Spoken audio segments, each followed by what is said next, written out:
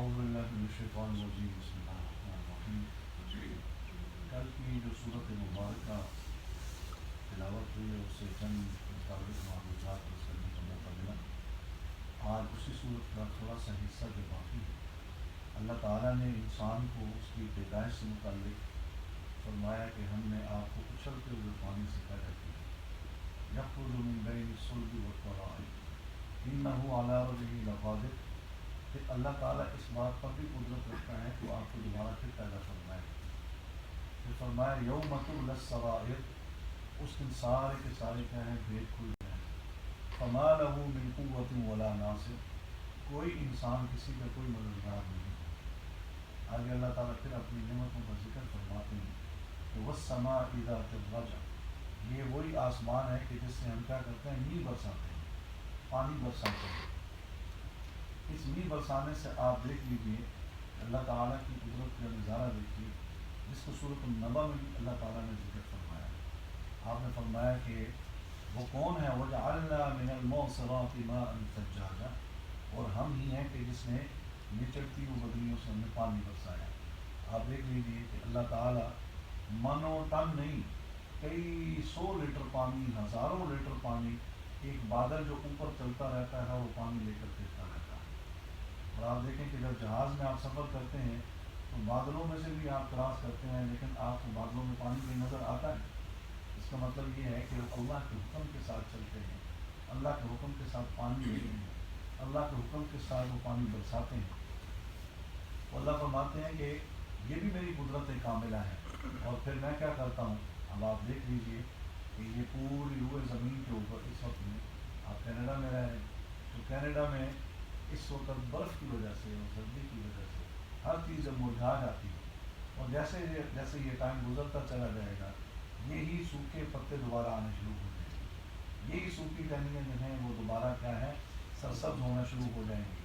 ہر چیز اللہ تعالیٰ فرماتے ہیں یہ میری قدرت کی نشانیاں ہیں، اور اس بات پر دلیل ہے کہ جیسے میں ایک چیز کو مرجھا دیتا ہوں اور وہ دوبارہ پھر سے زندہ ہو جاتی ہے، اور مایا انسان تو اس بات سے کیوں انکار کرتا ہے کہ جب تو مر جائے گا تو کیسے دوبارہ زندہ ہو سکتا. تو یہ کائنات کا ذرہ ذرہ اللہ تعالیٰ کی اس بات پر گواہی دے رہا ہے کہ کوئی چیز اگر ختم ہو جاتی ہے تو اس کو دوبارہ بنانے والا بھی موجود ہے، اور وہ صرف اللہ تعالیٰ کی ذات اور اللہ تعالیٰ کی وحدہ لا شریک ذات موجود ہے. تو فرمایا والسماء ذات الرجع، پھر اس سے نباتات، جمادات اور پھل پھول ہر چیز اللہ تعالیٰ اس سے اگاتے ہیں.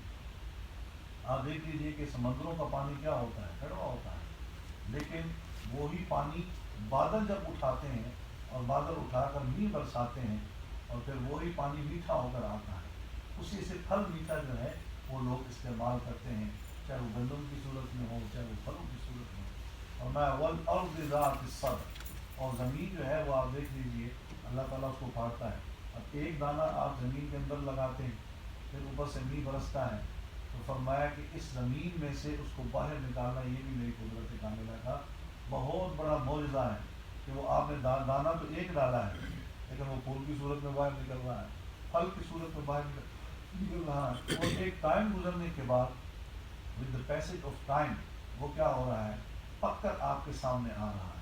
اور ایک درخت کے اوپر بعض دفعہ کئی پھل ہوتے ہیں اور آپ دیکھ لیں ان کا ذائقہ مختلف ہوتا ہے.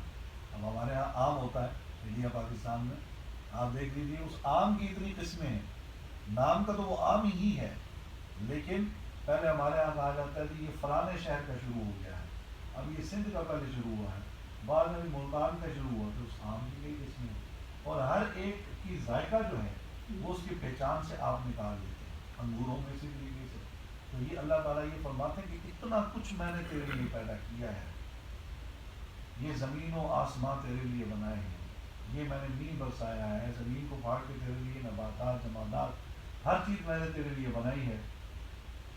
لیکن تو مطلب میرے پیغمبروں کو پہچاننے کی بجائے، میری قدرت کاملہ کو پہچاننے کی بجائے، میری ذات کا تعارف کرنے کی بجائے تو کسی اور کے پیچھے لگ گیا، جبکہ تیرا کام یہ تھا کہ تو سجدے میں گرتا اور مجھے تو پہچانتا. فرمایا والارض ذات الصدع انہ لقول فصل. فصل کا معنی یہ ہے کہ یہ قرآن پاک فیصلے کی کتاب ہے، کسی دلیل کی کتاب نہیں ہے. دلیل کا کوئی نہ کوئی تو توڑ موجود ہوتا ہے، لیکن اللہ تعالیٰ فرما رہے ہیں کہ دلیل کا توڑ موجود ہوتا ہے، لیکن یہ جو میرا قرآن ہے یہ فیصلے کی کتاب ہے، یہ قصے کہانیوں کی کتاب نہیں ہے، یہ مثالوں کی لیے میری باتیں لکھی جا چکی ہیں۔ اور اب آپ دیکھ لیجئے پوری دنیا کے اندر انسان نے کتنی محنت کی، سائنسدان بنے، لیکن سائنس جو ہے وہ اللہ تعالیٰ کی قدرت کو ظاہر تو کرتی ہے لیکن نئی چیز کو تخلیق تو نہیں کر سکتی۔ اس کی مثال بزرگوں نے ایسے دی ہے، جیسے شاعر ہے وہ کہتا ہے کہ میں نے شعر خود تخلیق کیا ہے، شعر میں نے کیا کیا ہے جی، خود تخلیق کی ہے۔ بزرگوں نے لکھا ہے کہ وہ شعر خود اس نے تخلیق نہیں کیا بلکہ اس کے پاس پہلے سے الفاظ موجود تھے، ان کو صرف اسے جوڑا ہے۔ تو تخلیق تو پہلے سے موجود تھی جو اللہ تعالیٰ کی تھی۔ کائنات میں جتنی چیزیں بکھری ہوئی ہیں وہ انسان نے صرف جوڑی ہیں، لیکن بنانے والا اصل کون ہے؟ اللہ۔ تو اللہ تعالیٰ نے وہ چیزیں بنائی، انسان نے اس کو جوڑا اور اس کو وجود لا کر سامنے رکھ دیا، فرمایا یہ تیری تخلیق نہیں ہے۔ اس لیے میں نے کل بھی عرض کیا تھا کہ اللہ نے کیونکہ مچھر بھی بنایا ہے تو خالق تو وہی ہے نا، تو جب وہی خالق ہے تو پھر وہ مثال دینے سے بھی کیا ہے، شرماتا نہیں ہے، کیونکہ تخلیق جو اس کی ہے۔ اور کفار کو یہ کہا نہیں یخلقوا ذبابا ولو اجتمعوا لہ، یہ جو کفار ہیں یہ ہرگز ایک مکھی بھی پیدا نہیں کر سکتے۔ اور فرمایا مکھی تو بڑی دور کی بات ہے، فرمایا کہ جسم پر اگر مکھی اگر بیٹھ جائے اور ان کے جسم میں سے میں اتنی قدرت اگر کھینچ لوں، طاقت کھینچ لوں، تو یہ اپنے بیٹھے ہوئے کے اوپر مکھی اڑا بھی نہیں سکتے، بنانا تو بڑی دور کی بات ہے۔ تو فرمایا یہ فیصلے کی کتاب ہے، اس میں ہم نے فیصلے لکھ دیے ہیں۔ فرمایا وما ہوا بالحزل، یہ حزل جو ہے عربی کا لفظ ہے، اس کا معنی یہ ہوتا ہے کہ اس میں ایسا کوئی کلام نہیں ہے کہ جو آپ کے لیے کیا ہو جسٹ فور گوسپنگ ہو، ٹھیک ہے نا، جسٹ فور آپ کے لیے کیا ہو ٹائم اسپینڈنگ ہو، کہ آپ نے اس کو قصہ اور کہانی کے طور پر پیش کیا اور وہ کیا ہے بے راہ روی کا شکار ہو جائے، اس سے کوئی فائدہ حاصل نہ ہو۔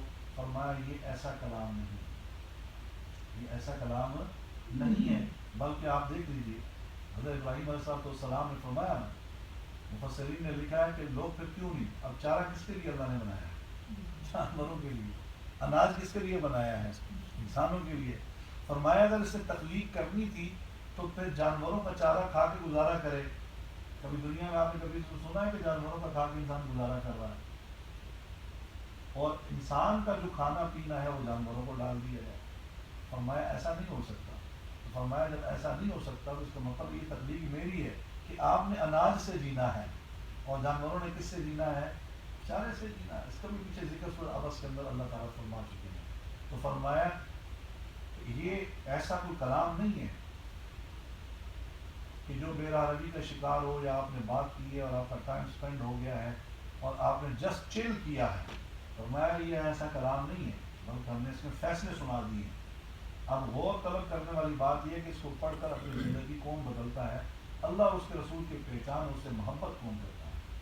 اس لیے ابراہیم علیہ السلام نے نمرود سے کہا تھا نا، نمرود نے جب کہا کہ میں کون ہوں؟ خدا ہوں، تو ابراہیم علیہ السلام نے بڑی خوبصورت بات ارشاد فرمائی۔ آپ نے فرمایا کہ اگر تو خدا ہے، اپنے آپ کا دعویٰ ہونا ہے تیرا کہ تو کیا ہے؟ اللہ ہے، الیاذ باللہ، تو تیرے اندر خدائی صفات موجود ہیں، تو پھر تو ایسا کر کہ میرا اللہ تو کیا کرتا ہے؟ مشرق سے کیا کرتا ہے؟ سورج کو چڑھاتا ہے۔ تو ایسا کر تو مغرب سے سورج چڑھا کے دکھا۔ میرا اللہ کہاں سے سورج چڑھاتا ہے؟ مشرق سے چڑھاتا ہے۔ اور آپ دیکھ لیجیے اس وقت پاکستان میں کیا شام کا وقت ہو رہا ہے، ہمارے یہاں صبح کا وقت ہو رہا ہے، اور آپ دیکھ لیجیے یہ زمین اپنے مدار میں گھوم رہی ہے۔ جیسے جیسے وہ وقت چلتا چلا جا رہا ہے لوگ اللہ کی عبادت کرتے چلے جا رہے ہیں، اور 24 گھنٹے میں کوئی بھی ایسا لمحہ نہیں ہے جس میں اشہد ان لا الہ الا اللہ اشہد ان محمد رسول اللہ کی صدائیں نہیں لگے۔ اللہ کسی چیز کا محتاج ہے، اس نے دنیا کا نظام ہی ایسا بنا دیا ہے کہ ہم اگر گھر میں سوئے بھی رہیں، پڑھے بھی رہیں، اس کی تسبیح و تعمید بیان نہ بھی کریں، یہ موقع مل رہا ہے نا کہ ہم اللہ کی بات کر رہے ہیں، اللہ کے رسول کی بات سن رہے ہیں، یہ ہمارے لیے اعزاز ہے۔ ہمیں اس بات پر اللہ کا شکر ادا کرنا چاہیے کہ ہم کر بھی رہے ہیں اور سن بھی رہے ہیں، مگر نہ کتنے جو اونڈے منہ پڑے ہوئے ہیں گھروں کے اندر۔ تو یہ اللہ تعالیٰ کی توفیقات سے ہے، وہ کسی کا محتاج نہیں ہے۔ یہ کام کہاں سے شروع ہوا اور اس کا اینڈ کہاں تک ہوگا، کوئی لمحہ بھی اشہد ان لا الہ الا اللہ اور اشہد ان محمد رسول اللہ سے خالی نہیں ہے۔ فرمایا وَأَكِيدُ كَيْدًا وَالسَّمَاءِ ذَاتِ الرَّجْعِ وَالْأَرْضِ ذَاتِ الصَّدْعِ إِنَّهُ لَقَوْلٌ فَصْلٌ وَمَا هُوَ بِالْهَزْلِ إِنَّهُمْ يَكِيدُونَ كَيْدًا۔ یہ وہ لوگ ہیں جو اپنی کیا تدبیروں میں لگے ہوئے ہیں، وہ اپنی یہ اٹکل پچو کے ساتھ لگے ہوئے ہیں، نہیں ہم ایسے کر لیں گے، نہیں ہم ایسے کر لیں گے، زلزلہ آئے گا تو کیا ہے اس کے اندر بلڈنگ کے اندر اتنے شاکس لگے ہوئے ہیں، یہ بلڈنگ نیچے نہیں گرے گی. پیچھے اللہ کیا فرما چکے ہیں، فرمائے گا آسمان بھی ٹوٹ جائے گا، زمین بھی پھاڑ دوں گا، زمین بھی توڑ پھوڑ کا شکار ہو جائے گی، آسمان کے ستارے بھی ٹوٹ جائیں گے، کائنات کا نظام درم برم کر دوں گا. تو آپ نے فرمایا ہے کہ یہ لوگ اپنی تدبیروں میں لگا ہوں، اور میں وہ عقید قیدا، اور میں اپنی تدبیر میں لگا ہوں، اور اللہ کی تدبیر جو ہے وہ سب سے زیادہ غالب آنے والی. آپ بھی دیکھ لیجیے پیچھے سورۃ آل عمران میں بھی اللہ فرماتے ہیں وَمَكَرُوا وَمَكَرَ اللَّهُ، اللہ کی تدبیر جو ہے وہ سب سے بڑی تدبیر ہے، وَاللَّهُ خَيْرُ الْمَاكِرِينَ، اور اللہ تعالیٰ کی تدبیر جو ہے وہ سب سے زیادہ بہتر. آخری آیت اس کی ہے فَمَهِّلِ الْكَافِرِينَ أَمْهِلْهُمْ رُوَيْدًا، اللہ تعالیٰ فرماتے ہیں کہ میں کافروں کو صرف کہہ دیتا ہوں، چھوٹ دیتا ہوں.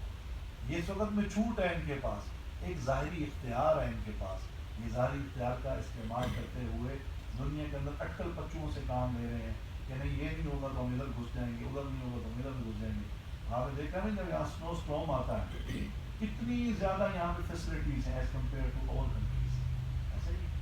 لیکن آپ دیکھ لیجیے کینیڈا پیچھے سارا ایک دن کے لیے بند ہو گیا تھا کہ نہیں ہے، یعنی انسان آخر میں آ کے ہینڈز اپ ہو جاتا ہے اور اس کے بس میں کچھ نہیں رہتا.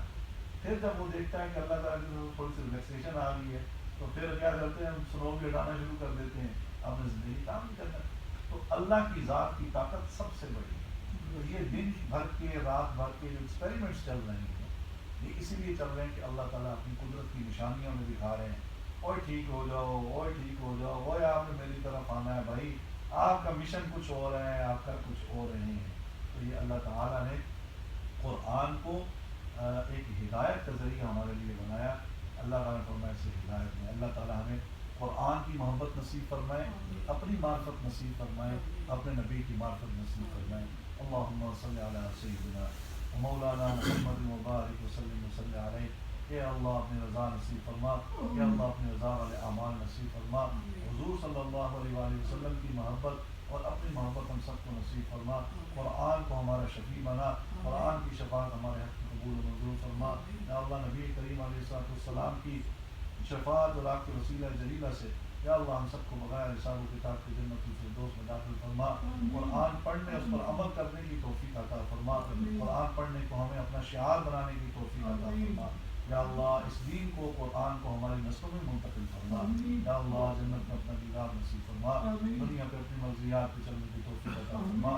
صلی اللہ تعالی علی خیر خلقہ محمد وعلی آلہ واصحابہ واہل بیتہ واولیاء امتہ اجمعین برحمتک یا ارحم الراحمین.